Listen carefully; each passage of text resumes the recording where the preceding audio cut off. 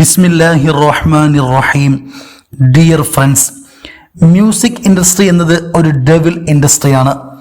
ഇത് ഷെയ്ത്താൻ്റെ ഒരു very secret technical ഏരിയയാണ്.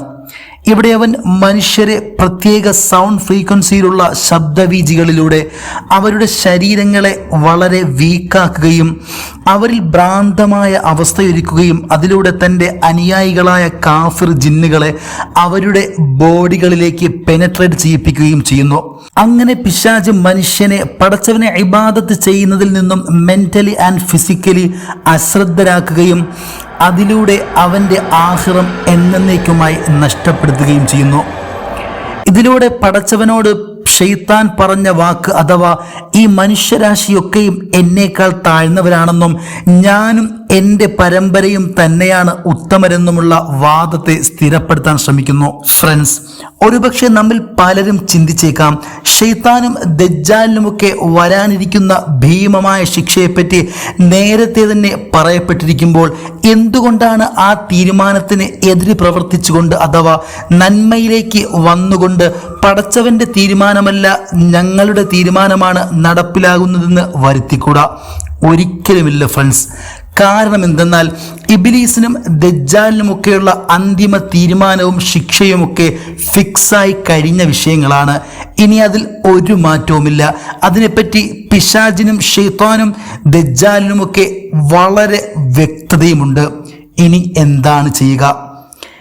ഏതൊരു മനുഷ്യൻ കാരണമാണോ ഞാൻ സ്വർഗത്തിൽ നിന്ന് പുറത്താക്കപ്പെടുകയും എന്നെ ഇത്തരത്തിലുള്ള അവസ്ഥയിലേക്ക് മാറ്റപ്പെടുകയും ചെയ്തത്, ഞാൻ നരകത്തിൽ പോകുന്നുണ്ടെങ്കിൽ മാക്സിമം അവരെയും കൂടെ കൂട്ടുക. This is his policy. Friends, ഇസ്ലാമിക അധ്യാപനങ്ങൾ കൊണ്ടും പ്രവാചക വചനങ്ങളുടെ ആശയങ്ങളിലൂടെയൊക്കെ സ്ഥിരപ്പെട്ട കാര്യമാണ് മനുഷ്യൻ പാപകരമായ പ്രവൃത്തികൾ ഏർപ്പെടുമ്പോൾ, എക്സാമ്പിൾ കോപം കൊണ്ട് ജ്വലിക്കുമ്പോൾ അല്ലെങ്കിൽ മതിമറന്ന് ആർത്ത് ഉല്ലസിക്കുമ്പോൾ ഷെയ്ത്താനി ജിന്നുകൾ അവരുടെ മസ്തിഷ്കങ്ങളെയും മനസ്സുകളെയും പൂർണ്ണമായും കൈയടക്കുകയും അതിലൂടെ അവരെ ഡ്രൈവ് ചെയ്യാൻ തുടങ്ങുകയും ചെയ്യുന്നു.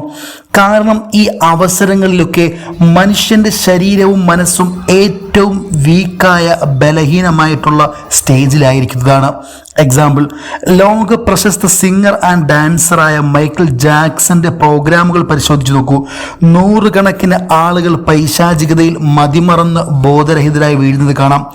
ഇന്നും ഹോളിവുഡ് ഇൻഡസ്ട്രിയിലെ ഏതൊരു മ്യൂസിക് കോൺസെർട്ട് എടുത്തു നോക്കിയാലും അതിലൊക്കെ പിശാചിനെ ഇൻറ്റൻഷനലി തന്നെ പ്രീതിപ്പെടുത്താൻ ശ്രമിക്കുന്നതും അത്തരത്തിലുള്ള സിംബലുകളും ലിറിക്സുകളും ഉപയോഗിക്കുന്നതും വ്യക്തമായി കാണാൻ സാധിക്കും. ഈ ഗായകരും ആക്ടേഴ്സുമൊക്കെ അവരുടെ കലാപരമായ മുഴുവൻ കഴിവുകളും ഉപയോഗിച്ച് ഷെയ്ത്താന് ട്രിബ്യൂട്ട് നൽകുന്നു. അന്ത്യശ്വാസം വരെ അതിൽ പ്രവർത്തിക്കാമെന്ന കരാറിൽ ഒപ്പുവെച്ച് തങ്ങളുടെ ആത്മാവുകളെ ദുനിയാവിൻ്റെ ഉന്മാദങ്ങൾക്ക് പകരമായി എന്നേക്കുമായി ഷെയ്ത്താന് വിൽക്കുന്നു. മഅദല്ലാ, അതാണ് സാത്താനിക് എഗ്രിമെന്റ്. അതിനെക്കുറിച്ചാണ് ഇന്നത്തെ വീഡിയോയിൽ ചർച്ച ചെയ്യുന്നത്. സോ ഏവരെയും ചാനലിലേക്ക് ഒരിക്കൽ കൂടി ഹൃദ്യമായി സ്വാഗതം ചെയ്തുകൊള്ളുന്നു. Once again welcome to Ramle Medina.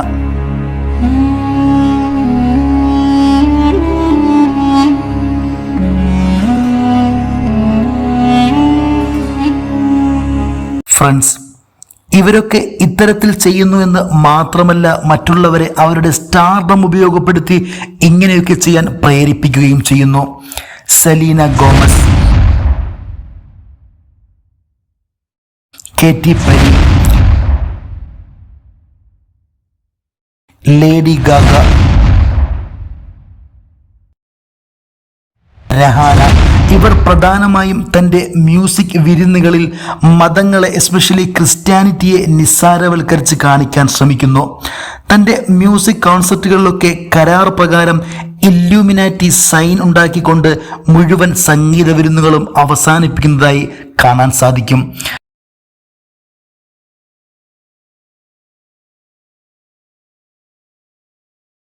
അതുപോലെ തന്നെ തൻ്റെ സംഗീത വിരുന്നുകളിൽ ഉപയോഗിക്കുന്ന കോസ്റ്റ്യൂമുകൾ പൈശാചിക നിറമായി കരുതപ്പെടുന്ന റെഡ് കളർ ഡ്രസ്സ് ഉപയോഗിക്കുന്നത് അവിചാരിതമായി സംഭവിക്കുന്നതല്ല, മറിച്ച് സാത്താനിക് കരാർ പ്രകാരം തന്നെ ഇന്റൻഷനലി ചെയ്യപ്പെടുന്ന സംഗതിയാണ്.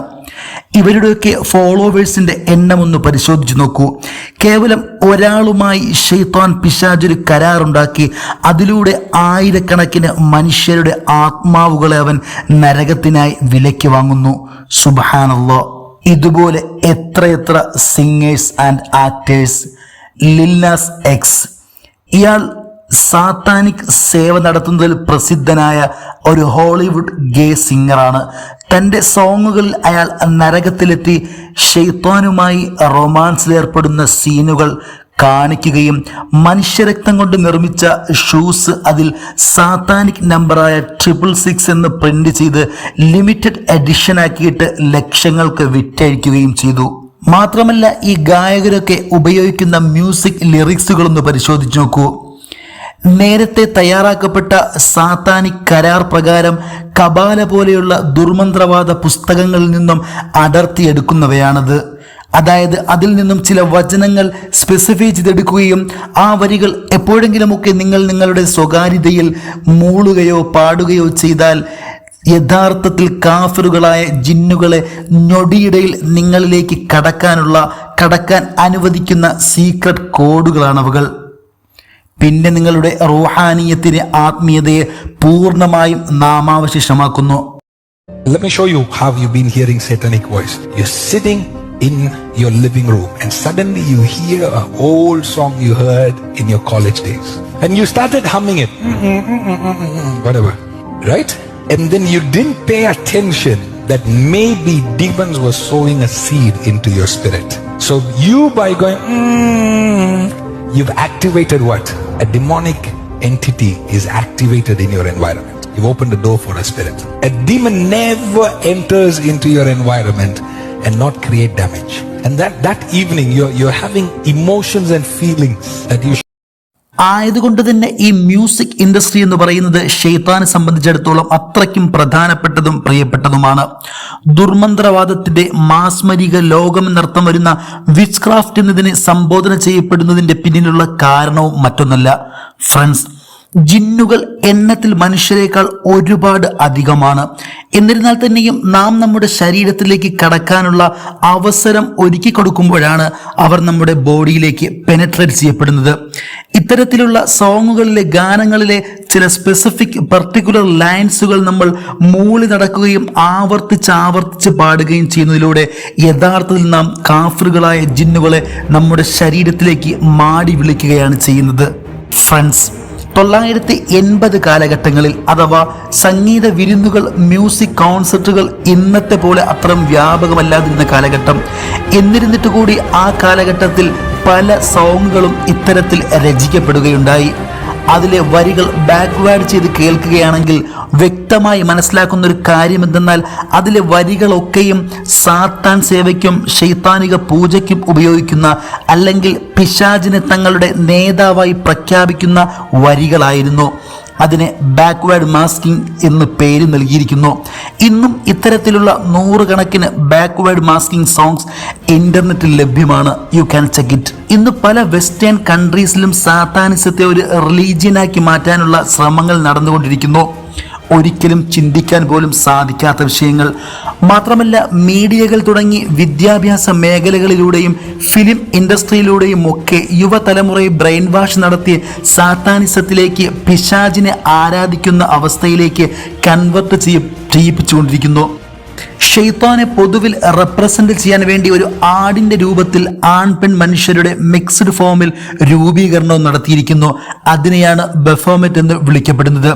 പ്രസിദ്ധനായ പൊട്ടോറിക്കൻ ഗായകൻ ഡാഡി യാങ്കിയുടെ മ്യൂസിക് കോൺസെർട്ടിൽ ആടിന്റെ രൂപത്തിൽ ഷെയ്ത്താനെ റെപ്രസെന്റ് ചെയ്യുകയും അതിനു ചുറ്റും ആരാധനാവൃത്തങ്ങൾ തീർക്കപ്പെടുന്നതും കാണാൻ സാധിക്കും.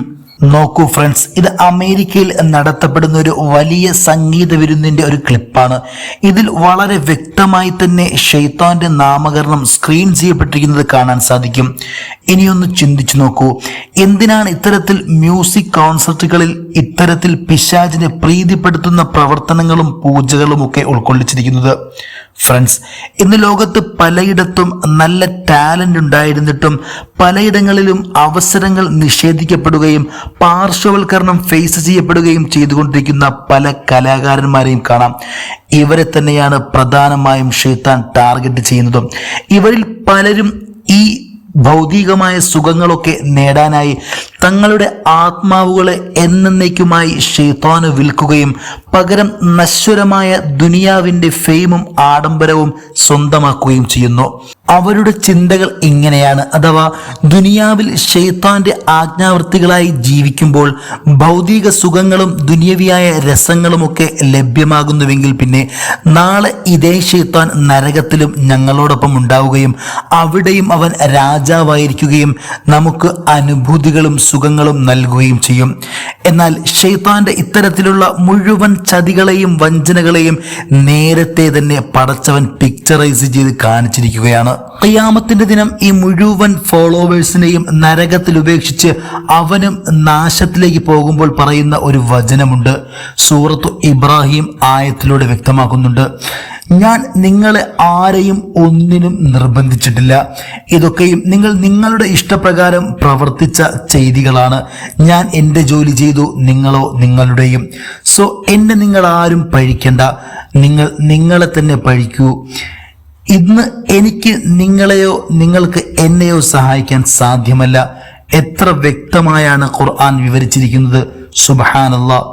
പടച്ചവൻ മനസ്സിലാക്കി നന്മയിലേക്ക് അടുക്കുവാൻ തൗഫീഖ് നസീബാക്കുമാറാകട്ടെ. ആമീൻ. ഈ വീഡിയോയിൽ ഇത്രമാത്രം. വീഡിയോ ഇഷ്ടപ്പെട്ടെങ്കിൽ ലൈക്ക് ചെയ്യുക. നിങ്ങളുടെ അഭിപ്രായങ്ങളും നിർദ്ദേശങ്ങളും കമൻറ്റുകളായി രേഖപ്പെടുത്തുക. ചാനൽ സബ്സ്ക്രൈബ് ചെയ്യുന്ന കാര്യം പരിഗണിക്കുക. അടുത്ത വീഡിയോയിൽ പുതിയൊരു വിഷയവുമായി കണ്ടുമുട്ടാം. ദുആയിൽ ഓർക്കുമെന്ന പ്രതീക്ഷയോടുകൂടി this is your channel Ramle Madina signing off. അസ്സലാമു അലൈക്കും.